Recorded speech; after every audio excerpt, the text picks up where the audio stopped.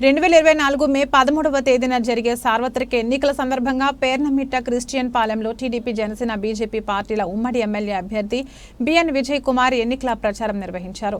ఎన్నికల ప్రచారంలో భాగంగా శంకరరావం బాబు సూపర్ 6 కార్యక్రమంలో పాల్గొని ఇంటింటికి వెళ్లి టీడీపీ మేనిఫెస్టో పథకాల గురించి వివరిస్తూ సైకిల్ గుర్తుపై ఓటు వేసి తనను బాపట్ల పార్లమెంట్ ఎన్డీఏ అభ్యర్థి తెన్నేటి కృష్ణప్రసాద్ను గెలిపించాలని కోరారు. ఈ కార్యక్రమంలో మాజీ ఎమ్మెల్యే యామిని బాల, నియోజకవర్గ జనసేన సమన్వయకర్త కందుకూరి బాబు, పెర్నమిట్ట డివిజన్ల టీడీపీ జనసేన బీజేపీ నాయకులు, క్రిస్టియన్ పాలెం నాయకులు, కార్యకర్తలు, మహిళలు తదితరులు పాల్గొన్నారు.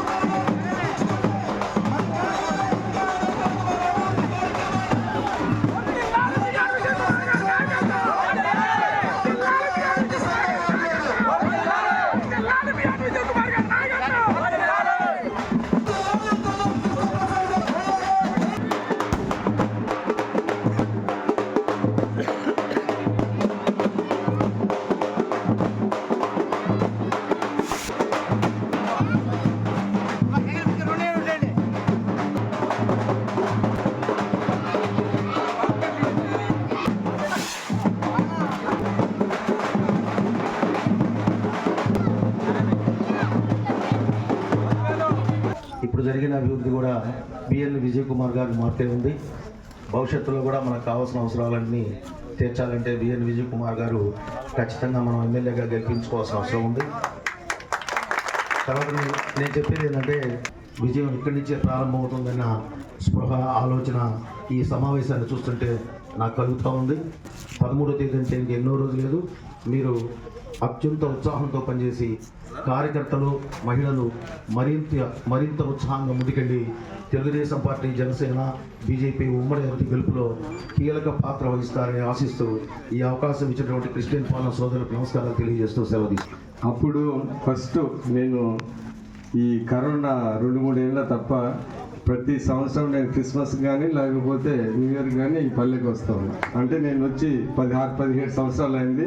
14 సంవత్సరాలు ఈ క్రిస్మస్ కానీ న్యూ ఇయర్ ఈవ్ కానీ ఈ పల్లె, ఈ చర్చిలోనే నేను చేసుకున్నాను. ఈ 17 సంవత్సరాలు 14 సంవత్సరాలు. సో దాన్ని బట్టి నాకు ఇక్కడున్న క్రిస్టియన్ సోదరులకి నాకున్న అనుబంధం నేను ప్రత్యేకంగా తెలియజేయాల్సిన అవసరం లేదు.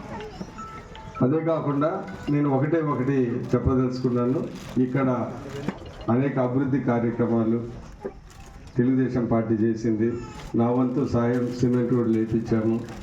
దాని తర్వాత ముఖ్యంగా పార్టీల అతీతంగా నేను ఎప్పుడైనా కానీ రేషన్ కార్డులు కానీ పెన్షన్లు కానీ ఎప్పుడు నాకు అవకాశం వస్తే మా క్రిస్టియన్ సోదరులని పార్టీలు ఇచ్చాను.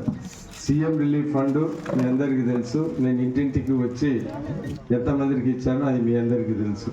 ఈ పేర్నమిట్ట ఏరియాలో అంటే అన్ని కాలనీలలో నేను దగ్గర దాపు 2009 నుంచి ఇప్పటి వరకు దగ్గర దాపు 3-4 కోట్ల రూపాయలు ఇచ్చాను సీఎం రిలీఫ్ ఫండ్. అవన్నీ ఈ కాలనీలో కూడా చాలా ఇచ్చారు. సో నేను ఇవన్నీ తెలియజేసేది ఏంటిదంటే, నాకు ఇక్కడున్న సంబంధం, నేను ఇన్ని రోజులు మీకోసం నేను